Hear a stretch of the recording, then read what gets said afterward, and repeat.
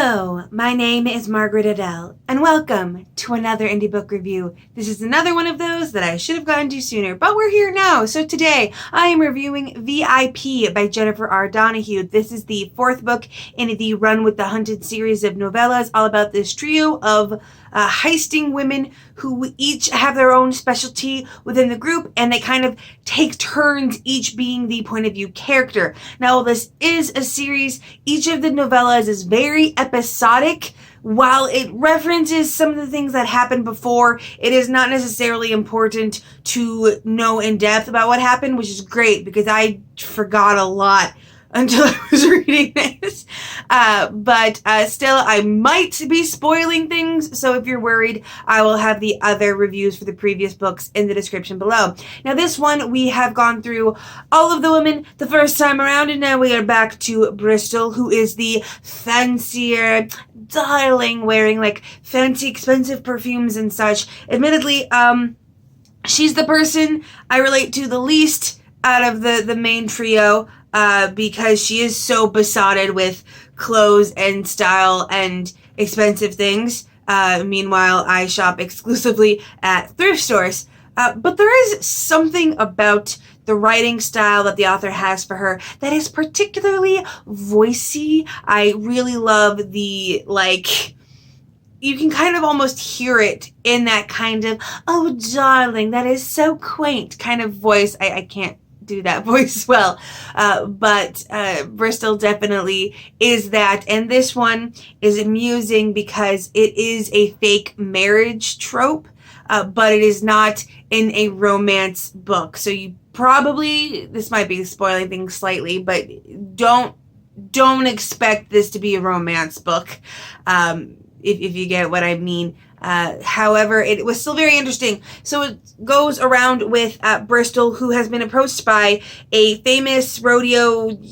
person. What do you call somebody in a rodeo? A cowboy? I don't know. Rodeo rider who has been injured and so can no longer do that lifestyle. So he is focusing more on the family trust. The problem is that earning his trust, the actual monetary amount, requires him to be married by a specific date. So he's just approaching Bristol at a party, thinking she's an actress that he recognizes, and offers her this job. Bristol tells him, no, I'm not the actress, but also tell me about this job, and she's game. So the other two, Bits and Dolly, are her bodyguards, and they immediately start this whirlwind engagement, courtship, and for a while, I was actually wondering if something was going to happen, because Bristol does mention that, after this is over, this dude is going to find a lovely woman to settle down with, he deserves it, that kind of thing.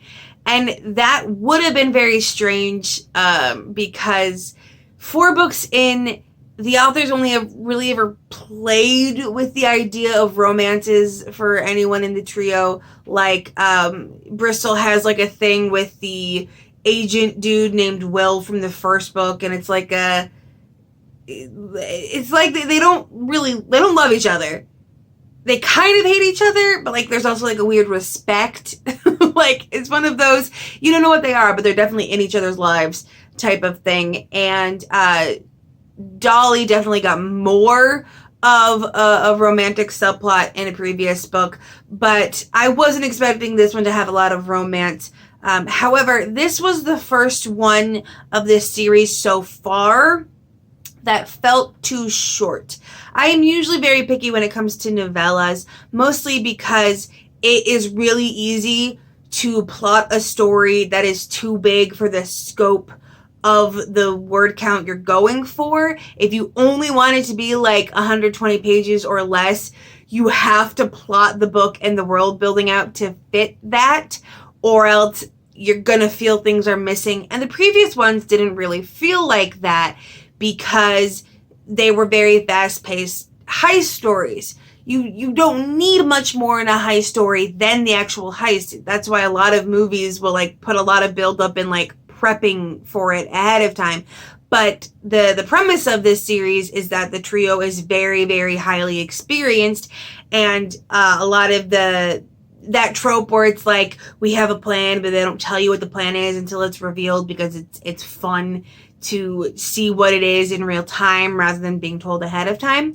So it never felt super short before. However, in this one, I would have liked it drawn out a bit more, because I guess I would have liked to seen the deception really be played out, where they had to pretend to be an engaged couple for a prolonged period of time, with people like looking in and knowing that, you know, this was an old alias that Bristol pulls up and maybe doesn't hold up to snuff. Like, I wish there would have been more, you know, people are searching for her backstory, asking uncomfortable questions. Like, I wanted to see a prolonged deception that had to be held up, as opposed to the very short whirlwind engagement scenario that they had.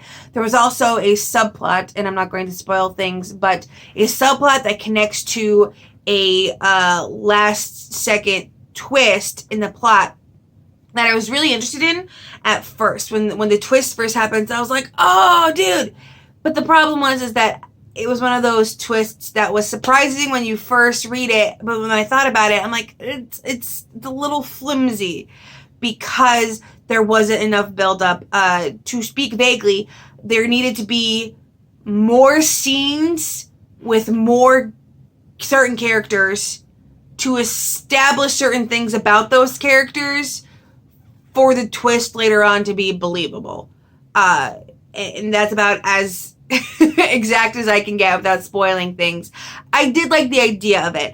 I really liked the idea of Bristol having to do a prolonged deception, because beforehand it had been more short-term stuff. She just has to be at, you know, this party for a couple hours and then she's done. Like, I would have liked she has to live as if she's this dude's like loving fiance for a prolonged period of time. Like, I would have liked to see her skills of deception put to the test long term, as opposed to very few scenes. Like, they're living together technically in the household to be engaged, but that doesn't seem to affect anything. That doesn't seem to like make it any harder that they, you know, they have to live together in front of other people, that they have to like convince that they're genuinely in love. Because in all honesty, a lot of this, like, I don't know that I would have believed that Bristol was in love with this dude specifically.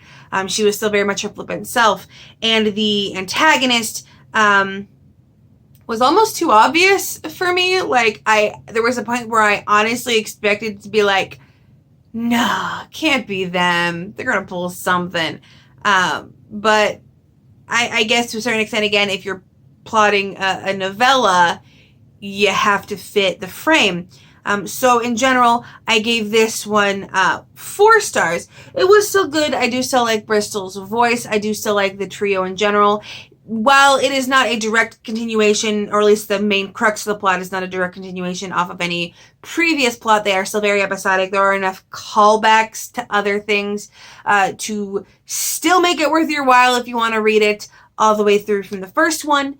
And I am still very interested in where Bristol and Will's very strange relationship goes next. I'm also really excited because the author has informed me that the next book, the 5th book in this series, we are back to Bits, the tech expert of the group, and she's my favorite. So I'm really glad we're back to her for that one. And in general, I am still really enjoying the series. I do think the author could stretch it. I do think she could do like a full proper novel with this trio, really delving into backstories. Bristol especially has got to have an interesting backstory, and really delving into things more. Maybe it could be like a collection of short stories altogether with a through line of figuring out more. I don't know. But regardless, still very much enjoyed this series. If you've enjoyed what you've read so far and you're following along, you'll definitely enjoy this one as well. Now, if you're an indie author and you're interested in a review, something like this one, I will have all of my contact info down in the description below. Please be sure to read through my review policy. It answers a lot of questions and saves us a lot of time. And with nothing else to say, I hope you have a wonderful day and a marvelous tomorrow.